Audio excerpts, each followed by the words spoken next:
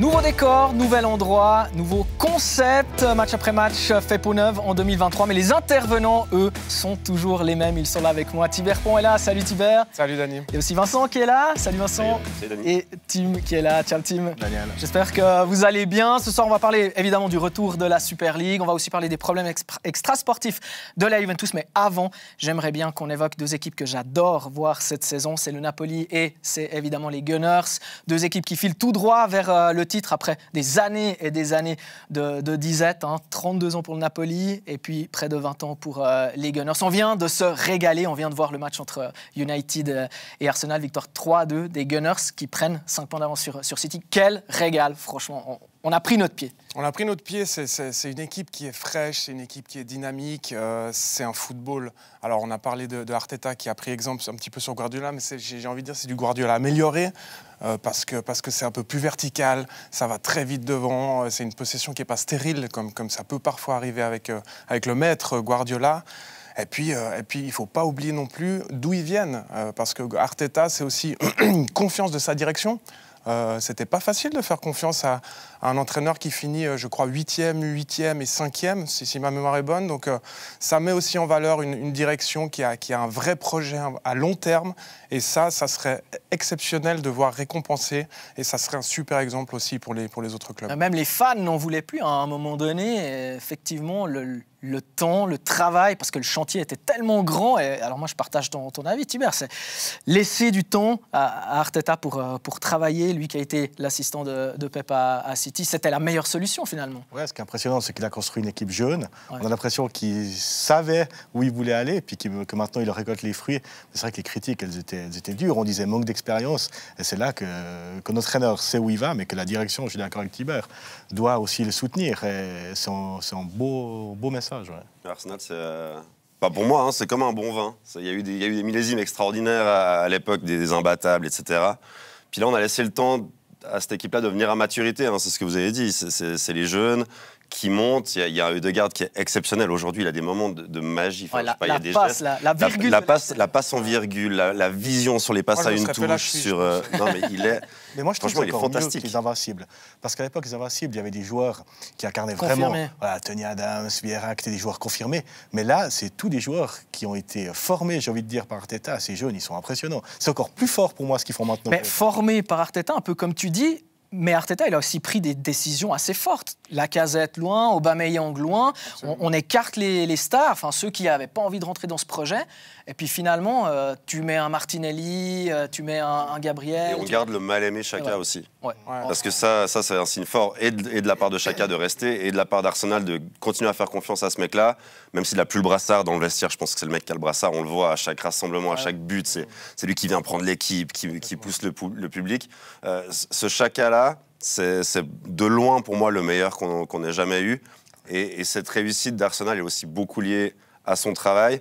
Puis c'est plus uniquement un travailleur de l'ombre, Xhaka. C'est aussi un joueur qui se projette, qui va centrer, qui va dans la surface. Et c'est aussi tout un autre profil d'un Xhaka qui fait beaucoup de bien à Arsenal. C'est-à-dire que maintenant, il met de l'intensité, qu'il ne mettait pas de son jeu avant. Ouais. Ou avant, vraiment, il jouait un peu à 2 à l'heure comme un régisseur, toujours sur le même rythme. On le critiquait beaucoup pour ça. Là, maintenant, il met de l'intensité et de la percussion. Ça. Mais on aimerait bien que Murat Yakin le regarde, justement, jouer. C'est vrai, les gars. Il faut les joueurs derrière pour ramener les ballons jusqu'à Xhaka qui jouerait devant. C'est vrai. Mais là, par exemple, ce qu'il fait aujourd'hui, alors son centre, là, son assist est exceptionnel. C'est aussi du, comme tu disais Thibert, le Guardiola 2.0 peut-être avec là ces latéraux qui viennent prendre de la place là dans l'axe. Alors ça, il a un petit peu aussi par rapport à Zinchenko, notamment il l'a mis comme à City où il rentre vraiment à l'intérieur. C'est pas pour rien qu'ils sont allés chercher Zinchenko. Exactement, c'est un choix très très judicieux. Il a su l'utiliser à bon escient, puis il a su l'intégrer dans ce groupe et dans cette philosophie de jeu. Et puis, c'est vraiment une super trouvaille pour le club parce qu'on sent un ADN aussi. Arteta, c'est un gunner. Il a le canon sur le cœur. Il connaît les valeurs du club et puis il a aussi une super entente avec son directeur sportif qui fait un boulot formidable. Ils n'ont pas les moyens d'autres clubs, forcément. On les attendait Des pas. fois, ils repèrent des joueurs que d'autres clubs achètent. Exactement, exactement. Et puis, je me souviens, quand ils ont pris Gabriel Jesus, il avait fait une sortie, je m'en souviens, il avait dit moi, j'ai envie d'être champion cette année avec Arsenal. Et il s'était fait ramasser. Mais comme jamais, il disait, sur les réseaux sociaux, on voyait, ouais, mais il sait qu'il est atterri à Arsenal, le gars, ou il sait Le mieux, où il va, ou quoi. Voilà, mais là, tu as raison, tu parles de Gabriel Jesus, qui est pas là, qui est blessé depuis tellement de semaines. Dès qu'il il a commencé début de saison canon, et puis il se blesse. Alors, tout le monde commence à dire, ouais, mais sans lui, ça des doutes, Alors ça, c'est un signe d'une vraie équipe, voilà. d'une vraie philosophie, d'un vrai bloc qui sait comment jouer. Ça, c'est le vrai signe distinctif aussi d'Arteta. Faut lui rendre le mérite par rapport à la structure qu'il a créée et puis l'entente entre les joueurs. Mais encore une fois, c'est une équipe qui est jeune. Hein. Ouais. Attention, c'est une équipe en devenir. Il peut ouvrir un cycle, Arteta. Alors moi j'adore ce coach. Enfin, après, voilà, c'est très subjectif. J'adore le mec, j'adore son attitude sur la touche. J'ai vu ouais, il y a des moments de gêne aussi dans ce fameux documentaire. Moi, ce documentaire, moi je l'adore. Oh oui, tu penses à Liverpool. Il y a des moments de gêne, il y a des moments et c'est pas possible de faire ça dans un vestiaire professionnel. Non, mais le côté humain. Au moins, il a envie d'essayer des choses. Il a un projet. Il essaye des trucs. Peut-être que parfois, il s'est planté. Là, justement, les enceintes avant de jouer. Ouais. C'est à mourir de rire, mais il essaye des trucs. Ouais. Et en fait, moi, je pense que il va finalement figurer parmi les tours, les meilleurs coachs, mais maintenant, il faut qu'il gagne quelque chose, en fait. Vous savez que c'est qui a dit ça? C'est Mourinho. Mourinho, je me souviens, Tottenham. Bien sûr. Absolument. Il dit laissez du temps à Arteta, et il dit pas ça pour se moquer, parce qu'il est l'entraîneur de Tottenham. Il le dit parce que vous verrez, ce qu'il est en train de faire, ça va payer. Comme quoi, Mourinho, il dit pas que des conneries, finalement. Ouais, ça arrive. Beaucoup de choses aussi. Bon, si on fait le tri juste. Même Guardiola a dit, je pense que Arteta m'a plus appris en tant qu'adjoint que moi, je lui ai appris en tant que coach. C'est quand même extraordinaire de dire ça de la part de Guardiola. Quoi. Mais là, ils ont donc 50 points. Hein, donc ils ont 5 points d'avance sur City. Ça veut dire que potentiellement, ils peuvent faire une saison à plus de 100 points. C'est arrivé récemment. Hein, je veux dire, City, Liverpool, des saisons à 100 points, il y en a eu. Mais rarement Arsenal a fait des saisons aussi brillantes. Et là, moi, ce qui me dérange un peu, c'est qu'il y a toujours ce fameux discours. Il faudra encore jouer contre City 2 fois. Il faudra encore jouer les Spurs. Il faudra encore jouer United. Puis à chaque fois, le test, il le passe, quoi. Puis j'ai envie de dire haut la main. Mais Daniel, ils surperforment pas. Non, exactement. Ils sont conformes à ce qu'ils montrent. Ouais. C'est ça qui est impressionnant. Et c'est pour ça qu'ils peuvent tenir. Et c'est pour ça qu'on fera peut-être, comme tu as dit, on va parler de Naples après. Pour moi, c'est un petit peu différent parce que j'ai l'impression que Naples surperforme un petit peu plus que les Gunners, qui méritent tous les points qu'ils ont pris. Et ils ont une moyenne largement supérieure à 2 points par match. C'est impressionnant. C'est impressionnant. Bon, dernier titre, il y a près de 20 ans, hein. Tu l'as dit, c'était les Invincibles. C'est des très bons souvenirs. Et là, moi, j'ai l'impression que Arsenal va aller au bout. Moi, je le dis ce soir, j'ai pas de souci. La preuve, c'est qu'aujourd'hui, avec des jeunes et dans un match compliqué contre une des équipes qui va vraiment bien dans cette période, donc United qui était vraiment revenu, enfin qui est toujours, hein, qui est revenu vraiment dans une super dynamique, une équipe qui joue bien, qui a des résultats, cette équipe-là d'Arsenal, elle se fait reprendre et elle gagne quand même ce match-là. Et pour moi, c'est un signal très fort quand on commence à battre les équipes qui sont performantes à ce moment-là, pas seulement les gros à tel moment de la saison, mais les équipes qui fonctionnent, et d'arriver à les bloquer et de gagner ce match-là devant le public avec et la physionomie aussi. Avec une physionomie de match qui est parfaite et un public qui se réveille parce que c'est pas toujours le cas à l'Emirates. Hein. Il y avait vraiment une grosse ambiance là ce soir. Enfin, c'est mon avis. C'est vrai que les stades anglais, c'est pas toujours le feu, mais là vraiment il y avait une grosse ambiance. Donc pour moi, il y a un esprit qui se crée de, ils vont le faire, ils vont aller au bout. Quoi. C'est des arguments qui font, enfin. Un sentiment qui fait que ça va aller au bout. Mais oui, puis dans une saison où Liverpool n'est pas bon, où Chelsea n'est pas bon, je veux dire, les poursuivants, oui, t'as City, d'accord ? On est d'accord, City peut aller au bout. Oui, bien sûr. Mais je dis, t'as pas Liverpool, t'as pas vraiment l'impression qu'il y a une lutte à 4-5 équipes, pour moi en tout cas. Non, mais les astres semblent s'aligner cette saison pour faire d'Arsenal un champion qui serait extraordinaire. Ouais. Franchement, d'une qualité de jeu. Alors oui, City, il y a eu des années fantastiques, mais là, il y a de la fraîcheur, puis il y a de la verticalité. C'est ça qu'on aime aussi. Ils sont aussi capables de jouer en contre-attaque. On a vu contre Brighton, sur une contre-attaque, le coup d'œil d'Odegaard qui met cette palette du gauche pour Martinelli. Donc il y a vraiment plusieurs aspects du jeu qui nous font vibrer dans cette équipe. Et puis tu parles de Brighton et l'arrivée de Trossard, là aussi. Justement. Au Mercato, on va chercher des joueurs pour justement avoir plus de qualité sur le banc. C'est vrai, Tim, t'as raison, il y a City. Encore, toi, tu es un peu comme Gary Neville, tu dirais City, United et Arsenal en 3 à la fin de la saison. Tu penses quoi, toi ? Ouais, bon, évidemment, c'est difficile à dire. Je serais très content qu'Arsenal y arrive. Ce serait mérité. Ce serait vraiment en bonne fraîcheur. Et moi, je souhaite qu'ils y arrivent. Je pense quand même qu'aujourd'hui, le favori numéro 1, ça reste Manchester City, pour moi. Même avec un Guardiola qui tente des trucs des fois un peu farfelus, ce que Arteta ne fait pas. Je ne sais pas si vous avez vu le match contre Chelsea, là, la première mi-temps, où tout à coup il jouait à 2 centraux, puis après 50 mecs au milieu, et puis un gars tout devant, où ça ne marche pas. Alors après, il a réussi à se rattraper, mais ouais, moi je commence à avoir un peu de pince. Tu vois, tout le temps réinventer un truc. Il faut toujours inventer un truc. C'est ce qui fait aussi sa force. Mais c'est une monstre prise de risque, à la fin, non? C'est un entraîneur qui n'est pas aussi humble que son image laisse paraître. C'est un entraîneur qui aime bien que ses équipes gagnent grâce à lui. Voilà. C'est clair. Mais Arteta, j'ai l'impression qu'il n'est pas comme ça, qu'il a trouvé la formule. Et que voilà, il y a peut-être... la belle histoire, ce serait qu'Arteta ait ce titre, je suis d'accord. Mais je pense que City, il faut pas oublier une chose, ils ont un tel effectif qui pourront jouer sur tous les tableaux jusqu'à la fin. Arsenal, tu as raison de dire qu'ils c'est tough et qu'ils sont intelligents de leur recrutement. Il y a peut-être un petit manque de qualité et de profondeur par rapport à Manchester City, je dis bien, pour aller chercher les 100 points qui seront nécessaires pour avoir le titre. Ouais. Bon, City, Guardiola, pour moi, il a aussi cette difficulté de garder son groupe mobilisé pour une équipe qui a beaucoup gagné aussi et beaucoup de titres. Donc ce fait de faire des tournus qui sont parfois surprenants, de changer des systèmes, c'est peut-être aussi pour garder les joueurs concentrés, aux aguets, de se dire je suis jamais sûr si je vais jouer ou pas. Alors je sais pas si c'est une bonne manière de faire. Ce qui est sûr, c'est que Hollande, quand c'est un match important, il est sur le terrain. Mais pour ce qui est du reste, un Foden, un De Bruyne, tout à coup, ils jouent pas. Et ces joueurs-là, il faut les garder concernés. Quoi. Tout à coup, tu mets ton Cancelo, là, tu le fais complètement désonné. Il n'est pas du tout dans son élément. Tu comprends qu'il n'est pas du tout, OK. C'est aussi parce qu'il veut que ses équipes gagnent grâce à lui, c'est clair. Oui. Là, je lisais un livre, d'ailleurs, là, de Thibaut Leplat qui parle de Guardiola. Et c'est exactement ce que tu dis.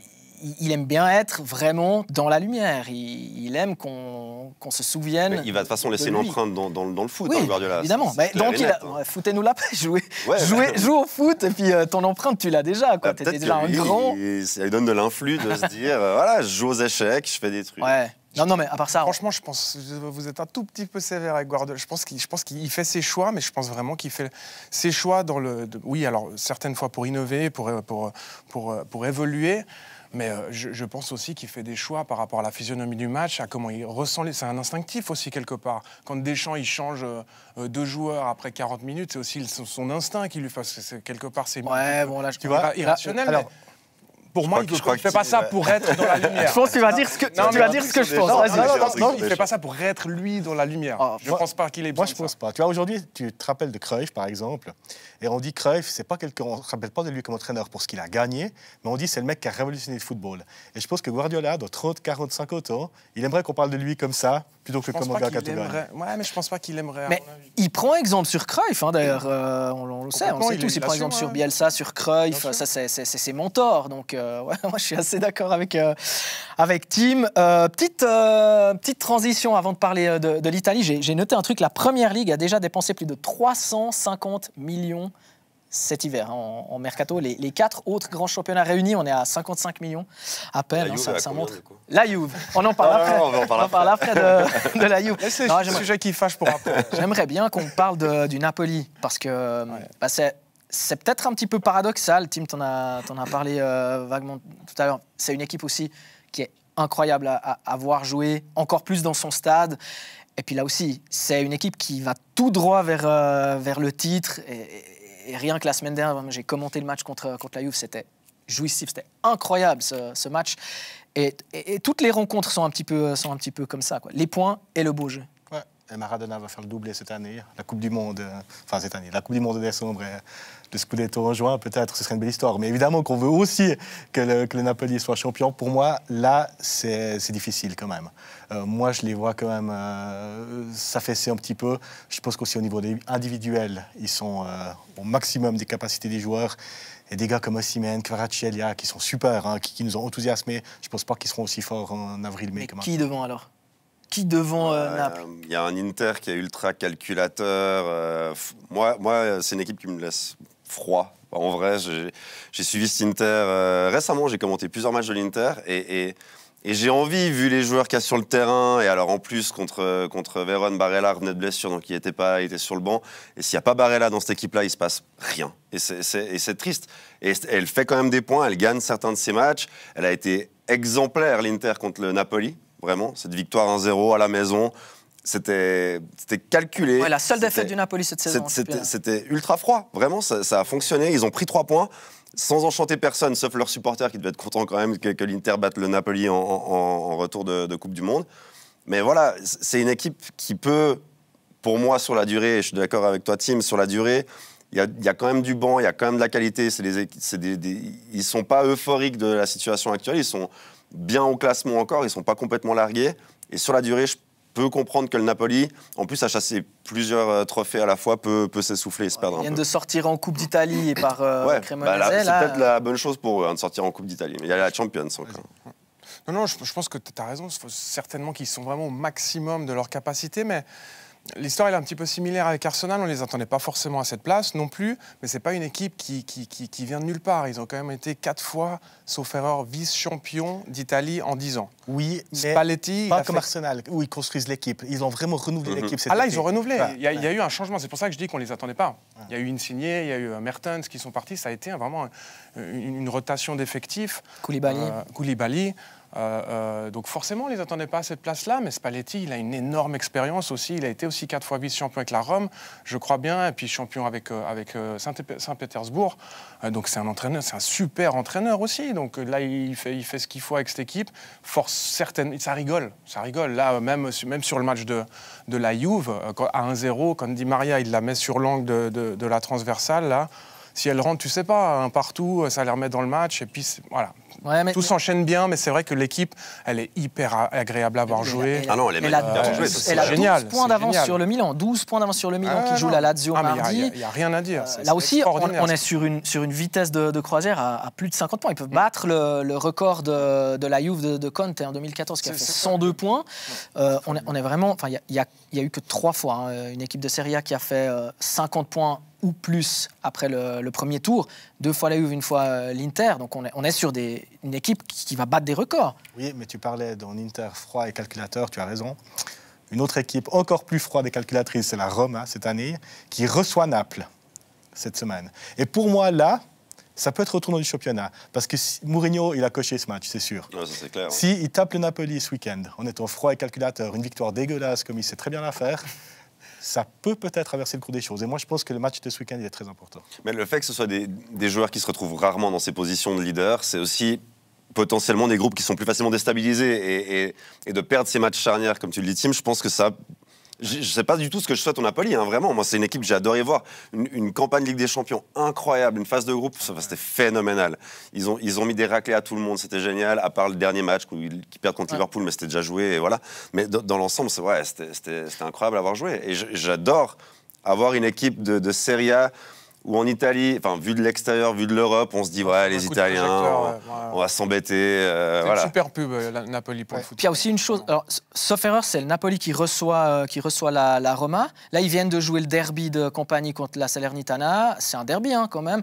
Normalement, ils reçoivent la Roma, puis ils reçoivent toutes les équipes qui sont, en fait, des potentiels vainqueurs du Scudetto, à part la Juve, qu'ils ont déjà reçu, donc ils devront aller à Turin. La Juve, a priori, c'est mort, voilà. Donc voilà, même le calendrier parle en faveur du Napoli. Donc je sais pas. Moi, je mettrais quand même une pièce sur cette équipe parce que voilà, elle a le vent en poupe. Elle est programmée pour gagner. Je vois pas. Tim, tu as raison, c'est ton Napoli-Roma. Ouais, il me semblait. Parce que voilà, ils ont joué hier à l'extérieur. Ils ont déjà joué la Roma. Ce qui change rien au fait que ça peut être un match. Bien sûr. Non, oui, bien sûr. Mais tu as raison. Mourinho, là, mais ce que je veux dire, c'est que moi, je me suis souvenu que le calendrier parle en faveur du Napoli. Donc, moi, je les vois un peu comme les Gunners, à 85%, 90% champion d'Italie. Et puis ça ferait du bien, ça change un peu aussi. Ça casse l'hégémonie, c'est toujours les mêmes. Et surtout, ces équipes du Nord, alors en Italie, c'est quelque chose qui est très important en fait pour les Napolitains, en fait, casser cette domination du Nord. Et voilà, on va pas refaire l'histoire de Maradona, le peuple, les pauvres et tout, mais là, on est un petit peu dans ce schéma-là. Dans la symbolique, ça serait extraordinaire. Et puis, comme on a dit, c'est un coup de projecteur sur le championnat d'Italie qui est positif. Alors là, on va parler plus tard de choses qui sont négatives, mais sportivement, le Napoli, ça fait un bien fou vraiment à ce championnat. Ouais. Mais comment, moi je me demande, bon, toi, tu as joué, Tibère, comment tout à coup, un nouveau coach arrive et comment il arrive à, en même temps, amener les résultats, programmer une équipe pour aller jouer le haut du tableau et puis jouer ce foot-là en si peu de temps? Eh bien, écoute, c'est aussi le signe qu'au foot, il n'y a pas de vérité. Et puis que sur le terrain, ça se passe pas forcément comme tu l'attends. Tu as tellement de paramètres qui rentrent en ligne de compte. Tu as le départ déjà qui est important. De bien partir, ça donne tout de suite un élan positif à une équipe. Tu as bien sûr la qualité des joueurs, tu as l'état d'esprit, puis tu as un coach qui est quand même compétent. Alors ça, il n'y a pas de miracle. Hein. Il faut avoir quelqu'un aux manettes qui a la capacité de conduire le navire, de mener sa barque et puis de se remettre en question quand il faut, de savoir imbriquer les briques qu'il faut au bon endroit. Enfin bref, c'est multifactoriel une équipe qui réussit. Mais là, on sent vraiment du dynamisme et puis on sent aussi une équipe qui réfléchit pas trop, qui se pose pas trop de questions, qui est jeune, qui prend son pied, qui adore jouer ensemble. Et puis après, forcément, ça va avec la ferveur populaire du sud, de Naples. Ça joue, bien sûr. Hein. Et puis, tu as aussi ce symbole, Diego, qui est là aussi. Et puis, certainement qu'ils l'ont un petit peu en tête. L'Argentine. Si nous, on fait pareil que l'Argentine, symboliquement, ça serait fabuleux. Ce qui est impressionnant, c'est que les statuts, ils se sont très vite imposés d'eux-mêmes. Parce que Kvisha, quand il arrive, on n'est pas sûr que c'est un top player. Alors oui, en Russie, mais en Italie, c'est un autre niveau. Et puis en fait, après 2-3 journées, j'ai l'impression qu'il avait trouvé son équipe. Les remplaçants ont aussi accepté leur statut. Et finalement, ça donne un ensemble très homogène. Hein. Je suis assez d'accord que c'est impressionnant, cette cohésion qui s'est faite comme ça. Après, tu as des individualités, évidemment. Des Osimhen, tu ne pensais pas forcément qu'il allait être à ce niveau-là. Des promesses comme Kvaratskhelia, yes, j'ai presque réussi.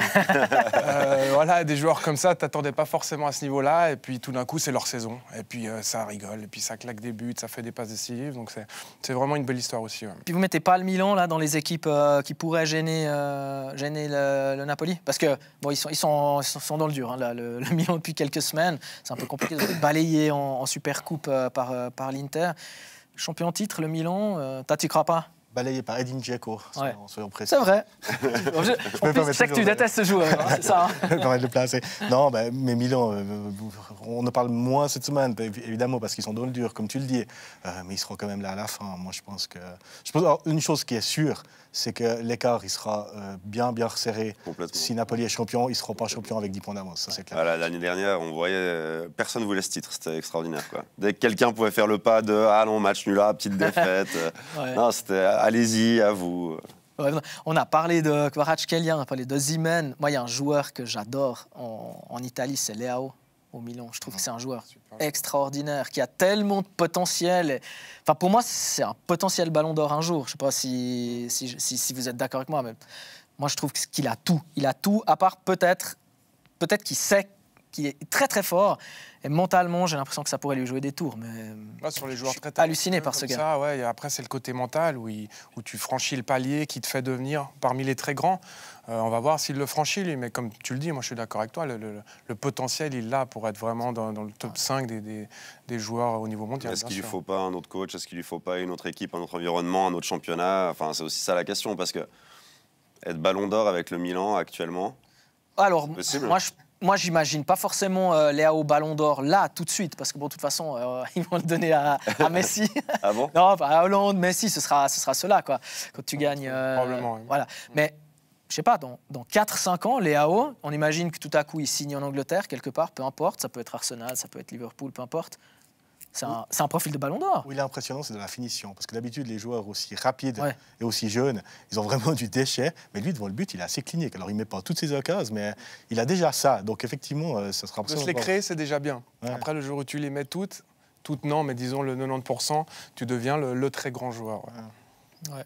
Bon, les gars, on ouvre le dossier piquant de cette discussion. Donc, on va parler de la Juve, évidemment. La Juve qui a été pénalisée, 15 points de moins depuis vendredi soir.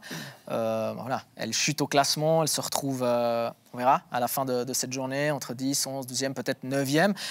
Alors, j'ai essayé d'être le plus clair, le plus simple. Tim va me donner un coup de main. Donc, blanchi au printemps, évidemment, pour voilà, des plus-values. Blanchi par la justice sportive. Mais la justice ordinaire a réouvert le dossier il n'y a pas longtemps parce que finalement, ça devient quelque chose qui va au-delà du sport, quoi. C'est-à-dire que c'est vraiment quelque chose qui est... qui va au-delà, exactement. Voilà, c'est économique, c'est de la fraude, exactement. On parle de plus-value. Donc, c'est finalement les plus-values fictives. Tim, tu me dis si je me trompe. Donc, en fait, c'est la surévaluation de prix d'un joueur. On gonfle son prix pour finalement avoir un bilan équitable ou pas dans le rouge, quoi. Elle est lissée sur des années. C'est comme ces tasses. Tu peux décider qu'elles valent 1 franc. Et puis tu peux les échanger, donc elles auront toutes la même valeur, mais tu peux aussi décider qu'elles valent toutes 10 francs ou 100 francs, et tu te les échanges. La seule incidence que ça a, c'est sur ton bilan financier, et tu peux les lisser sur des années. Donc c'est pour ça que les joueurs ont été échangés entre les clubs avec des valeurs qui n'étaient pas du tout représentatives du marché. Ouais. Représentatives du marché. Voilà. Et maintenant, c'est comme ça que la Juve essaye de se défendre, en disant, oui, mais finalement, personne ne fixe le prix d'un joueur. Donc, c'est impossible à estimer. Ça dépend de tellement de choses, la fin du contrat, ce genre de choses. Donc, finalement, nous, on a estimé ça. Le fait est qu'ils l'ont fait très systématiquement, qu'il y a des écoutes téléphoniques, qu'il y a des preuves, et qu'ils ont gonflé, clairement, Ouais. y compris avec des clubs étrangers. Hein. Oui, il y a eu Barça, il y a eu... mais et des clubs suisses et aussi, des clubs hein. suisses, effectivement. Tu sais, toi, je te laisse me dire ce que tu veux, si tu veux me parler des clubs suisses dont tu as entendu parler. Mais Non, mais il n'y a pas voilà. entendu parler. Les noms sont sortis. Il n'y a pas de scoop aujourd'hui. Hein. Bref, donc tu as parlé d'autres clubs. Il y en a aussi notamment en Serie A, en Série B, en Série C, etc. Donc il y a 8 autres clubs. Et ce qui gêne les supporters de la Juve, c'est pas la pénalité de 15 points. Il n'y a jamais personne qui a dit non, mais c'est pas juste d'être pénalisé de 15 points. Pénalisé de 15 points, c'est pourquoi les autres C'est que les autres, ils sont dans leur ne sont fauteuil, pas ils pénalisés. rigolent bien, ouais. Alors que pour faire des plus-values, tu dois avoir en fait quand même au minimum 2 clubs. Ouais, mais alors, Et là, tu as... Non, mais tu as raison. c'est pas un argument. Parce qu'il dire il faut pénaliser les autres. Alors on met 15 points aux autres. Mais vu que la Juve, c'est le pire, on met 45 points à la Juve. Voilà, c'est exactement ça. C'est parce que... Non, mais il a raison. Tu as raison. c'est ça. Là où ça change, c'est qu'en fait, la Juve a vraiment organisé ça, quoi. C'est devenu... On parle d'une trentaine de transferts sur les écoutes, tous les documents, les perquisitions qu'il y a eu. Ça veut dire qu'elle a vraiment rendu ça banal. Et en fait, c'est ça qu'elle paye, la Juve, a priori. Je pense que le passif aussi de la Juve avec toutes ces histoires, enfin Ah, voilà, bien sûr. on revient pas dessus, mais le Calciopoli, tout ça, Calciopoli. forcément que la justice, s'il y a quelqu'un aller toquer à la porte, ça va être au début, ça va être la Juve, forcément. Donc oui, si la justice commence à fourrer le nez dans ses comptes et puis trouver des choses qui lui semblent un petit peu bizarres, eh ben ils vont aller plus loin dans les investigations. Et puis ils trouvent des trucs condamnables. Alors là, ils ont fait recours, on verra bien. Oui, 30 jours pour faire voilà, recours. auprès du comité. Du CONI, le comité, international olympique. Ouais. Enfin, surtout, il y a des preuves. C'est que l'adjoint du directeur sportif, Paratici, il y a eu des messages où il a dit mais Fabio est fou, ce qu'il est en train de faire. Et c'est Chiarubini, en fait, on l'entend dire exactement, parler de ses plus-values. Paratici, plein de dirigeants qui ont été d'ailleurs suspendus aussi. Paratici, il est directeur sportif à Tottenham, donc lui, il a été suspendu 2 ans et demi. Tottenham va devoir se trouver un directeur sportif. À la Juventus, il y a encore des gens qui travaillent et qui vont aussi, qui sont suspendus. Ils n'ont pas tous démissionné encore. Pas tous, mais ça, c'est un truc. Ils ont tous démissionné. Ça aussi. Avant, c'est extraordinaire. Pendant la Coupe du Monde, ce truc qui tombe tout à coup, Pas t'as senti tout le venir. conseil d'administration qui... C'était trop... Même Pavel trop Nedved. étrange. Même Pavel Nedved. ouais. C'est vrai, une idole qui chute, quoi. Non, mais alors je suis pas du tout supporter de la Juve, mais je me dis, comment en tant que supporter on perçoit un truc pareil? C'est terrible. Parce que passer au deuxième travers, fois, on c'est s'y ça, pour avoir été déjà déçu par son équipe et par son club, et ça recommence. Et on se dit, mais en fait, ils n'ont rien appris, ils n'ont rien compris.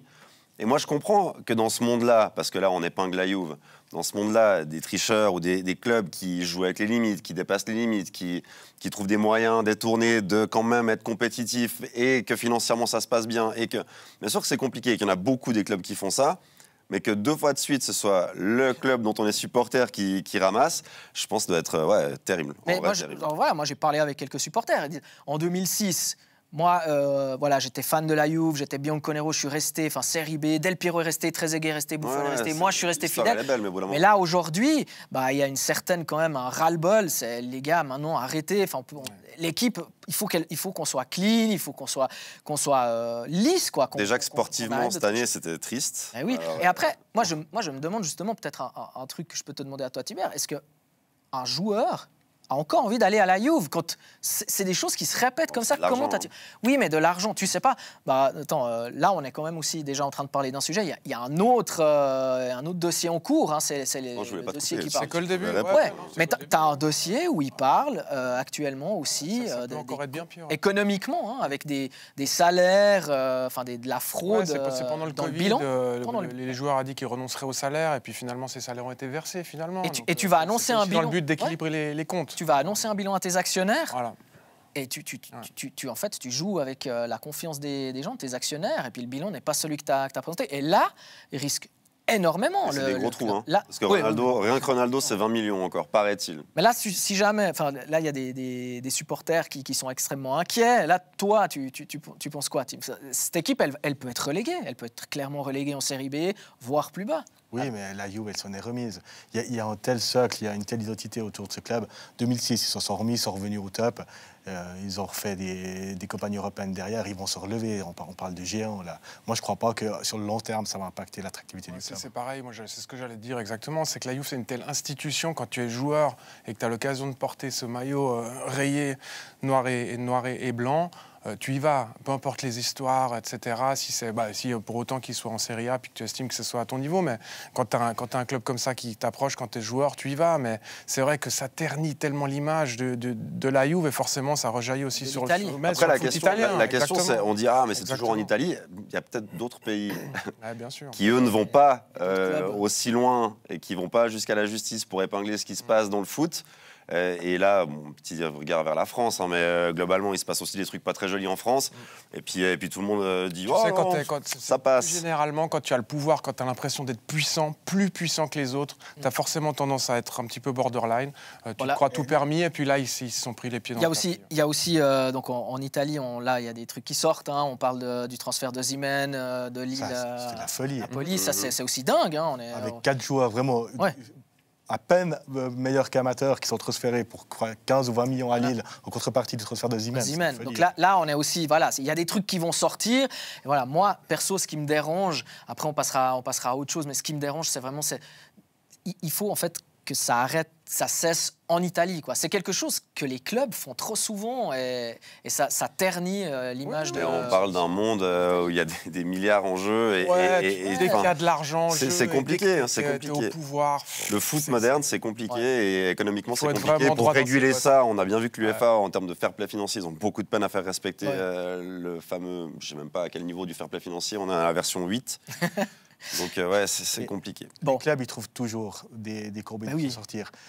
Quand la tierce propriété était interdite, tu trouves quand même comment faire. Chelsea a prêté 8 ans de joueurs. C'est ça. Comme en F1, j'ai trop moins de peut-être tourner le règlement. Ça passe. Bon, allez, Juve-Atalanta, c'est à 20h45. Hein. Tout à l'heure, ce sera commenté par Patrick Margueron. Je propose de parler un petit peu de Super League, parce que la Super League a recommencé ce week-end. Vincent, tu étais sur les terrains hier, sur un terrain en particulier. Tu as eu froid. Aujourd'hui, tu étais au chaud avec nous. Sigrundois, il faisait froid. Tu as suivi le match du FC Sion pour nous. Voilà, le FC Sion qui a été attendu. Fabio Cestini, la première. Comment tu juges cette première sur Fabio Cestini? Défaite de Sion 3-2. Ouais, défaite de Sion 3-2 dans les arrêts de jeu. C'est un match difficile à juger, mais je pense que Tim pourra en parler mieux que moi parce que tu as été hyper attentif sur ce match-là. Mais pour moi, c'est un match que Lugano peut perdre comme Sion peut le gagner. En fin de partie, tout était possible.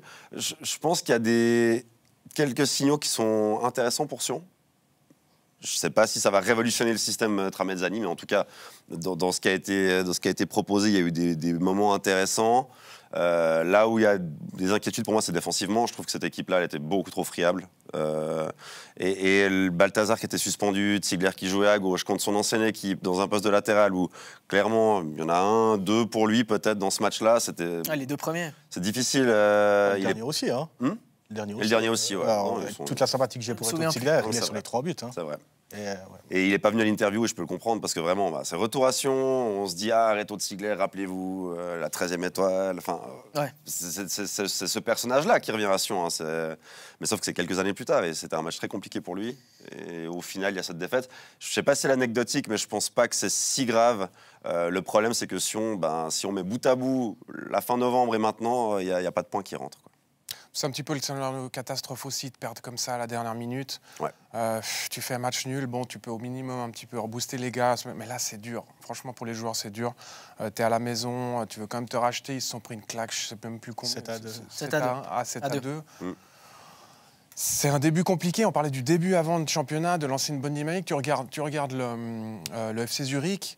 Ils sont dans une autre dynamique. Ça a été un match nul, mais c'est une dynamique fantastique qu'ils ont créée par ce scénario. Qui vient de rien. Qui sort de nulle part, mais ça te crée quelque chose. Ils sont menés 2-0, les mecs. C'est incroyable. Simic qui met 2 buts. C'est Et un là, but de victoire, ça c'est un point. Dans la tête, c'est tellement différent. Bien C'est sûr. tellement différent et ça te lance complètement différemment. Regarde, quand ils avaient commencé à IB le championnat, ils se sont pris 4-0, je crois. il y a ce péno de C'est Marquezano différent, qui change. Voilà, tu as le penalty, puis là, c'est 89e, 90e ou 92e.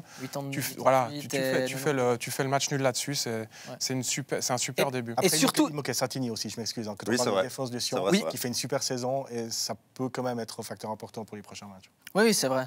Non, moi, j'allais revenir sur Zurich parce qu'il y a le 3. Lucerne peut mettre le 3-0. En plus, ouais. Donc Zurich est au fond du bac à ce C'est ça, moment-là. c'est ça. 3-0, c'est fini et puis tout à coup À quoi ça finit 2-2, tient quoi. À quoi Voilà, ça tient effectivement. un départ Ouais, alors pardon, Sion, Retour à Sion. Saint-Yves, Saint-Yves. t'as raison. Et puis non, Ma mais c'est faute. vrai, c'est vrai. Ah, mais- Le résultat, c'est une chose. Pour moi, il est presque pas important. Oui, il est très important pour la dynamique, je suis d'accord. Mais sur le match d'aujourd'hui, le contenu, il est bon. Mais comme toujours, quand Fabio Celestini reprend une équipe, il a eu la préparation et c'était très bien. Et moi, on avait un bon FC Sion dans le jeu. On avait un FC Sion qui peut gagner, qui a perdu. Parce qu'effectivement, alors j'ai beaucoup de sympathie pour Reto Ziegler, qui est un joueur que j'apprécie énormément. Mais je pense qu'à 37 ans, honnêtement, sa place, elle est dans l'axe. Oui. Et Ouais. c'est pas un hasard s'il jouait pas ou plus à gauche. C'est un excellent encore aujourd'hui défenseur central, je pense. Mais latéral, je crois que Fabio Celestini a compris qu'aujourd'hui, il ne pouvait pas jouer latéral. Le problème, c'est qu'à Sion, c'est un poste qui est un petit peu en souffrance parce que Yapikino, il a eu des problèmes de santé, il est plus aussi fort qu'avant. Balthazar, c'est pas latéral gauche. Et François Moubonge, il est blessé. Donc c'est clair que là, c'est un problème. C'est pas beaucoup d'options. Mais je voulais te poser exactement cette question. Tim l'a dit. Ziegler, aujourd'hui, c'est peut-être mieux dans l'axe. Mais forcément, tu sais, tu n'as plus la même explosivité, tu n'as plus la même dynamisme qu'à 25 ans. À 37 ans, oui, tu peux jouer sur ton flair, sur ton instinct, anticiper les passes, etc. Mais quand tu as des longues courses à faire, forcément, ça devient plus compliqué. Mais regarde, même Cristiano Ronaldo, il avance plus maintenant comme il y a 10 ans. C'est comme ça, c'est la physionomie du corps. Donc, forcément, oui, il va certainement retrouver sa place dans l'axe sur les prochains matchs. Ouais, puis... Voilà, Fabio Celestini avait dit sur le site du FC Sion qu'il voulait voir surtout un état d'esprit. Aujourd'hui, il est là. T'as vu un état d'esprit ? Parce que cette équipe, elle a mené 2 fois au score et il revient 2 fois. Ouais. Donc l'état d'esprit, je pense qu'il est là, il est bon. c'est le plus important Ah. de trouver ça. Oui, l'état d'esprit, c'est une chose, mais la qualité de jeu. Ouais. Fabio Celestini, il est connu pour ça.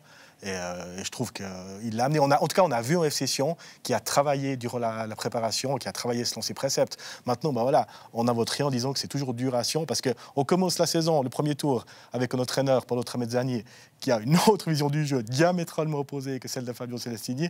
Et lui, avec les mêmes joueurs, plus Reto Ziegler, il va faire le contraire. Donc c'est clair que Sion, c'est dur de performer sur une saison. On parlait d'Arsenal, c'est tout le contraire. Mais oui, mais du coup, ma question, elle est un peu bête, quoi. Mais je me dis, bon, maintenant Fabio Celestini est là. J'ai rien contre Fabio Celestini, bien au contraire. Mais là, pourquoi tu vas chercher un coach comme ça ? Si ton équipe, elle a été en fait calibrée, conditionnée à jouer comme avec Paolo Tramezzani, faudrait pas prendre plutôt un type qui ressemble à ça ? Mais pourquoi on change ? Parce que le président du FC Sion pense pas comme nous, pas comme ce que tu viens de dire. Il pense pas comme ça. Mais voilà, lui, il pense que j'ai une équipe à disposition, j'ai un entraîneur, et l'entraîneur doit tirer le meilleur de cette équipe. Basta. Et Christian Constantin ne croit pas au long terme. Je vais pas trahir en secret. J'ai eu des discussions à ce sujet-là avec lui et je les assume complètement. Il ne croit pas au long terme. Tu lui parles de long terme, il dit tu m'emmerdes. Non, court terme, prochain match. Voilà. C'est pour ça que Fabio a signé que pour 6 mois, mais oui. peut-être. Voilà. Et moi, je l'ai dit, je suis convaincu que ça va fonctionner parce que Fabio Celestini, c'est un entraîneur de court terme. C'est un entraîneur qui, lui, alors, sait tirer le meilleur de ses joueurs. Il est fait pour le FC Sion de Christian Constantin. Et le problème avec Fabio Celestini, de tous les clubs où il a été, c'est après 1 année et demie, 2 ans, que les joueurs ont un peu plus de peine. Et à Sion, de toute façon, la question ne se pose pas. Donc, moi, je suis convaincu que ça va jouer et qu'ils vont faire un gros deuxième tour. Et à Sion, il y a cette habitude qu'en fin de contrat, un entraîneur qui a plutôt bien réussi, il va être prolongé. Et on ne se repose pas la question de, alors, saison prochaine, non. L'été elle va arriver, et il y a de grandes chances que si Celestini obtient des résultats, on le prolonge, et c'est, comme tu le dis, Tim, sur la durée que ça se complique. Ouais, ou alors il ne voudra pas rester, parce que lui, Ouais. je crois que c'est Possible pas aussi. mystère de dire qu'il va aller plus haut dans une grande ligue, et il pense qu'il a le niveau, les compétences et la personnalité pour aller en Italie, en France, dans une grande ligue, ce qu'on lui souhaite tous, mais ça passera par un grand deuxième tour action. Et moi, je pense que s'il fait un grand deuxième tour et qu'il a des offres, il ne va pas prolonger. Ça, c'est mon sentiment. Ouais. Juste encore le temps de parler de Yann Sommer. C'était aussi pour nous la grande actu de la semaine. Il signe jeudi au Bayern. Il joue vendredi déjà contre Leipzig dans le choc de ce week-end en Bundesliga. Il prend un but. Il prend un but. Scandale. Match nul. Il n'est un pas partout, bon, finalement, il est ce nul. gardien. Non mais quel pied, franchement. Ouais. Yann c'est Sommer, super. on a Akanji à City, City, on a Xhaka Xhaka à à Arsenal, on a Sommer au Bayern. C'est fou, quoi. C'est la récompense de tout un travail de fond de l'ASF avec la détection des jeunes, avec une philosophie, et puis l'équipe suisse qui a des résultats aussi réguliers au niveau international. Et ce sont les symboles de tous ces résultats, ces transferts-là. Donc bravo pour le travail de l'ASF. Franchement, c'est la récompense de toutes ces années de labeur et puis d'une philosophie qui tient la route. Donc c'est extraordinaire et quelle vitrine pour la Suisse Oui. aussi. Et quand tu penses que l'été dernier, il a failli signer à Nice, puis nous, on était un peu déçus parce qu'il ne quitte pas Gladbach pour aller à Nice. Quand tu vois où est Nice aujourd'hui, puis On remercie 6 mois après. Oui. on remercie Neuer d'avoir Ouais. été faire du ski quelque Ouais. part. Ouais, c'est ça. Et bah ouais, d'autant plus que Neuer, on n'est pas sûr qu'il reviendra au niveau. Ouais, il faut se attention, remettre. Parce que Neuer, à l'époque C'est quand où même le Bayern jusqu'à a commencé à vouloir le remplacer avec Nubel, ça s'était très très mal passé. Parce que Nubel, on lui avait promis au Bayern un certain nombre de matchs. Neuer était arrivé en disant, alors ça, c'est exclu. Ouais. Jamais il prend ma place. Il y a quelques années. Ouais, il y a quelques années. Bah là, il a quelques années. Je pense Il y a pas eu que son Neuer, accident de ski. je pense pas qu'il soit prêt à passer le Sommer, ils témoin. l'ont Je signé, suis je très très curieux de voir comment ça va se passer pour Yann Sommer ensuite, parce que je suis pas convaincu que Sommer il se contente non plus d'une place de numéro 2, même si c'est au Bayern Munich. Toi, Tim? Ce que je trouve intéressant, moi, c'est qu'il a refusé Manchester United. Ce qui est fou. Ouais, c'est fou. Il les avait dans la poche pour cet été avec un salaire démesuré. Et quelque part, c'est une belle preuve d'ambition de sa part, je trouve. Il aurait pu soit être confortable à Mönchengladbach, soit être confortable deuxième gardien Financièrement. à Manchester. Et puis il a décidé de se mettre en danger, d'aller dans cette institution. C'est pas très suisse finalement. Il y a eu un bon commentaire du Blick cette semaine qui disait un peu ça. Et je trouve que c'est un super transfert. Ouais. C'est dur de Fierté, refuser. quand même, hein. Ouais, le Bayern, c'est dur de refuser, franchement. Alors Manchester United aussi, c'est dur de refuser, mais actuellement, ils ont moins l'aura qu'ils avaient au temps de Sir Alex. Donc là, le Bayern, franchement, Ouais, mais surtout, ils viennent toquer à ta il signe porte. dans le plus grand club de Bundesliga, un adversaire et un club qui le connaît vraiment pour l'avoir affronté pendant des années. Donc c'est aussi, il y a une preuve de respect de cet adversaire-là de venir le chercher. Alors que United, j'ai plus le sentiment que ça aurait été un peu un coup. Enfin, je dis pas que les scouts de Manchester savent pas qui ils signent, hein. mais de dire ah voilà, cette équipe-là que j'ai affrontée X centaines de fois, dizaines de fois, vient me chercher et me veut moi, et c'est le plus grand club d'Allemagne. Bah, c'est clair qu'il y a une reconnaissance pour lui qui est profonde. Ouais. Et c'est fou parce qu'il a déjà pris des balles cette semaine. Ouais. Des anciens joueurs du club ont dit 10 millions pour un gardien de 34 ans, c'est de la folie. Enfin, il a déjà... Ouais, bon, Ouais, après mais ça, c'est. Ah ouais, ça. Bon, les gars, grand pour club, ça, tu- je suis vraiment désolé, je dois vous mettre à la porte parce Déjà que bah ouais, on est au bout, puis il faut quand même qu'on aille au dodo au bout d'un moment. Donc, Ouais, ça va, c'est tout. Hein. je vous remercie. On va aller voir la Moi, Juve. je vais me coucher. J'ai un très très gros week-end. La Juve, c'est vrai, la Ah oui, Juve on va qui aller joue voir la Juve, tout à l'heure. Toi, tu vas regarder. Merci les gars Merci. pour cette toi. première. Merci à vous aussi de nous avoir suivis. Vous retrouvez match après match en podcast, évidemment aussi à partir de tous les lundis matins sur toutes les grandes plateformes. À très vite. Ciao.